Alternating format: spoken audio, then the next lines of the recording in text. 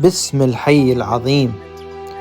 يا عصافير القفار الجالسة فوق قناديلها، ماذا من الفقار تأكلين؟ وماذا من القناديل تشربين؟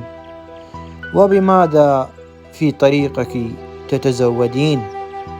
يا عصافير القفار، لا الفضة ولا النظار زادا في الطريق يكونان، ولا المال ولا المرجان. الأمم كلها ازدلفت وعند باب بيتي وقفت.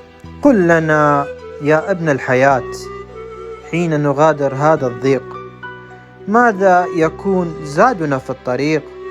الصدقة والإحسان وثبات قلبك في الإيمان، ذلك هو زادك في الطريق وإلى الديان.